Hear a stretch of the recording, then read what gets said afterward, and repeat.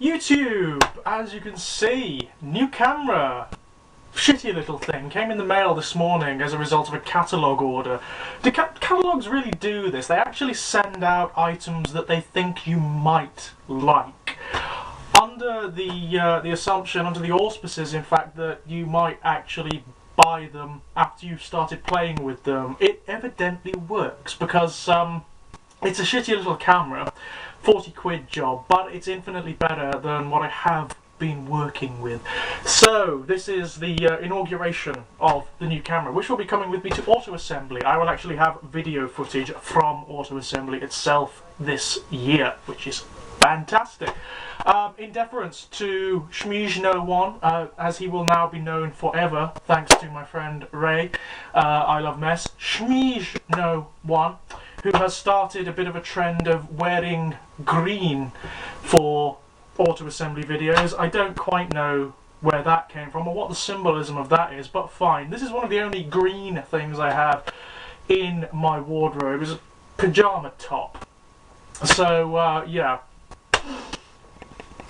Excuse me for a moment. I'm in the mood for some wine today. And, oh, God, I feel like such a tramp drinking it out of the bottle, of course.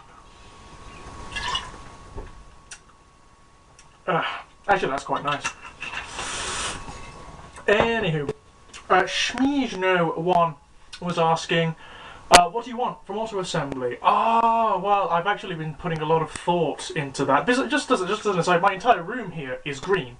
So, yeah, that counts, I think. I like green in a room. I know that in fucking Feng Shui terms it's supposed to be negative or some bullshit like that. I don't know. It's complete and utter arse wankery anyway. What do I want from auto assembly? SMSNO. I want a couple of things. I want a couple of BotCon exclusives, which I probably won't get. Clench from or Constipator, as he is also known, from, I think it was last year, from the Generation 2 box. I want him, he's very nice. I want Sandstorm, BotCon 2000 and something or other, Sandstorm, the one that's a repaint of Beast Wars Scorponok. I want that in the box because that's frickin' lovely. What else do I want? I want that Universe repaint of Striker and Obsidian. Barring that, not very much really. I'm going to be going more for maybe some comics. I might pick up some comics this year, but it's a case of just sort of picking up as and what I want. And also, I need to replace a couple of things. Actually, I need to replace my my Transmetal 2 Megatron from Beast Wars, one of my favourite figures. Sadly, has seen better days because he's been played with so very much. He's actually broken at the moment, so I need to replace him. I need to replace Universe Ratbat, sadly. A peg has snapped off on him.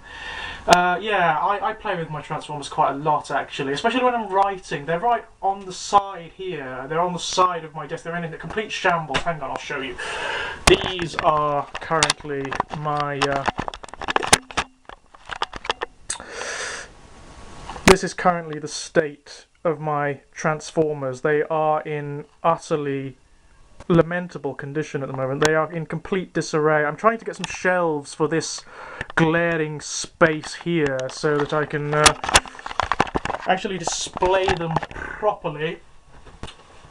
But yes, I need to get a lot of replacements. I need to get Transmetal 2 Megatron, he needs replacing. I need to replace... I won't be getting this year because it's just too expensive. The BotCon Banzaitron, that is a pain in the ass. It's a nice toy. I've got the this is Dreadwing. This is I think this is an Energon version of the same mold. It's beautiful, but these things here, the ball joints, are very badly designed. They're very weak. You get stress fractures on them whenever you move the fucking thing, and they break. And that's what's happened on Banzaitron, unfortunately, because I play with him quite a lot too. Who else? What else do I want? Lots of alcohol. That's definitely the intention, as it always is, of course, for auto assembly this year. I will be scoping out my spot at the bar very early and probably staying there throughout the course of the weekend and sending other people to pick up bots for me whilst I ferment do love Shiraz. Nice bit of Cabernet Shiraz. So yeah, this is the inauguration of the new camera. Hopefully it will work. I'm not sure if it is working at the moment. I think while I'm here I'm going to do a review as well. Green is the thing apparently, but I have something that's not green as such, but it has green elements. I hope that I'm wearing green. I'm in a green room. Hopefully that will do.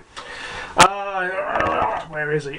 Here he is. Yes, I've been wanting to do this guy for a very, very, very long time, simply because he's such an interesting figure. He's from the latter days of Beast Wars, when Beast Wars was going all a little bit Todd McFarlane on our asses, and you were getting the wonderfully asymmetric Transmetal 2s, which were these, for me, are the epitome of Beast Wars aesthetics.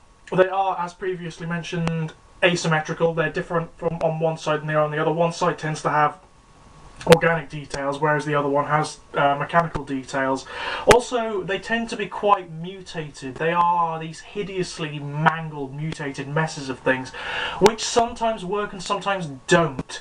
This guy, for me, epitomises that, and epitomises Beast Wars in terms of its aesthetics and design completely. He's a Marmite Transformer. People either love him or they hate him, and whether you love or hate this will probably determine whether you love or hate Beast Wars as a whole. This singular beauty. Now, this is Transmetal 2 Beast Wars Scourge. Although he shares a name with the Generation 1 Herald of Unicron, I don't think they are the same character, although they do share certain traits. They both apparently have the same utter loathing for life, and for everything, for creation itself. This guy, like his predecessor, in terms of character, he should be characterised as a minion of Unicron, because he's utterly vile. He hates everything. But whereas the original Scourge's complete hostility and hatred for everything manifests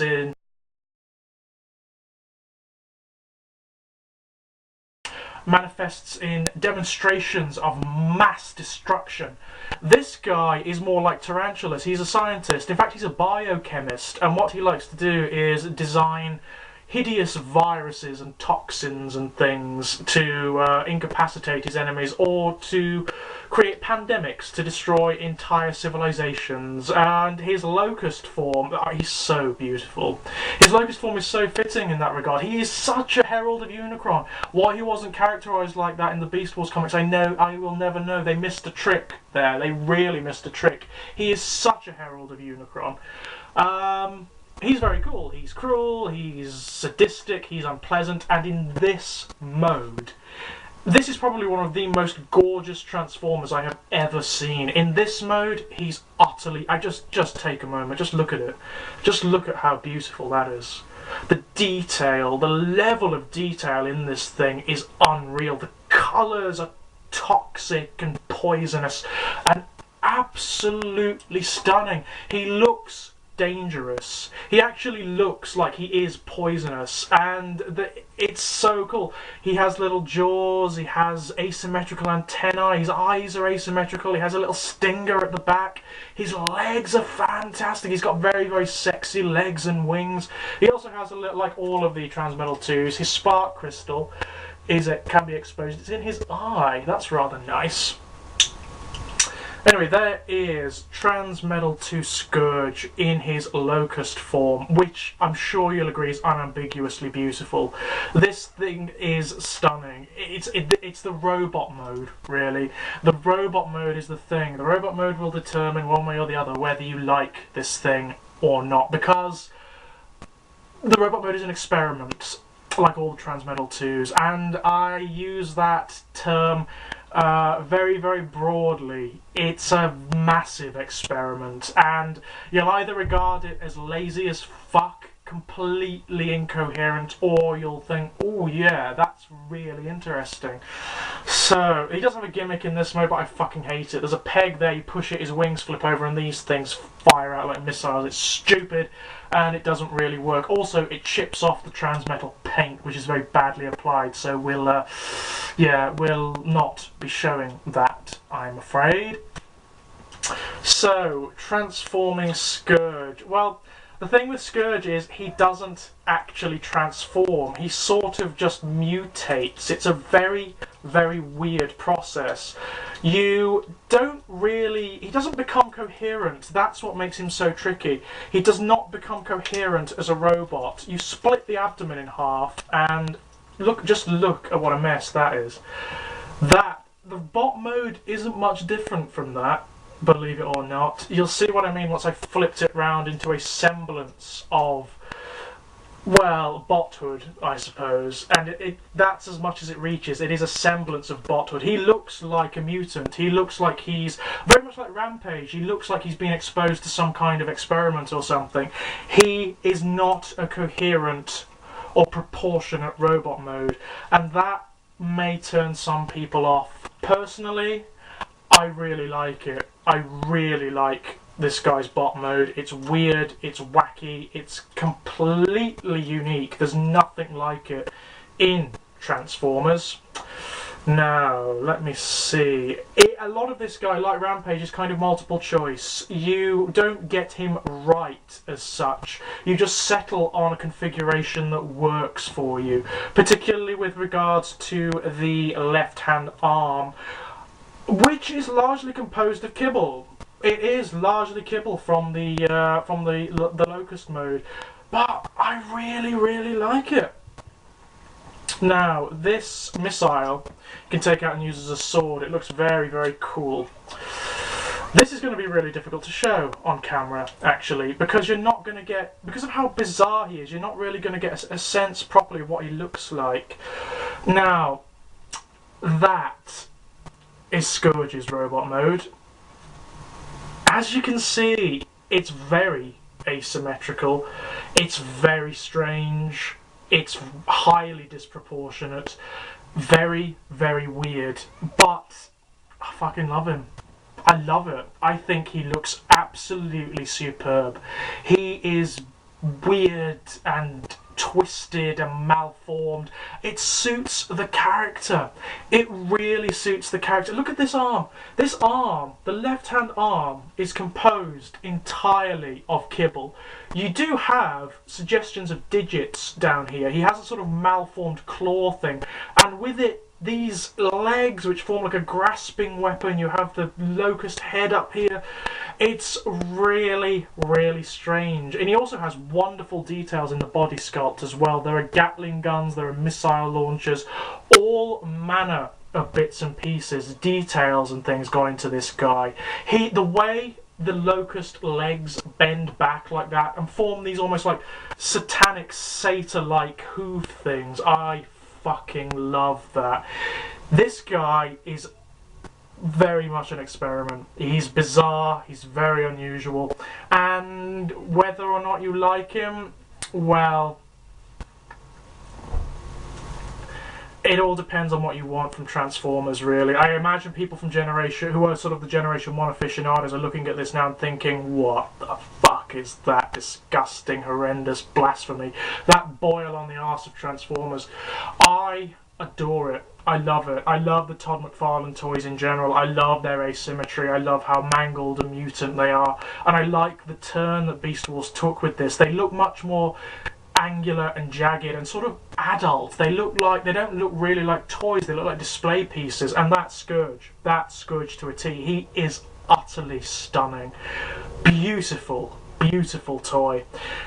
Get him in hand. Don't judge him from this video. Get him in hand and see what he feels like to you and what he looks like when he's on display, because believe me, on display, this thing, especially with the other Transmetal 2s, is utterly beautiful. Interesting character too. So there you go, that's my green review for Auto Assembly. SMSNO1, Ray, Dorian, everyone, I will see you very, very soon at Auto Assembly.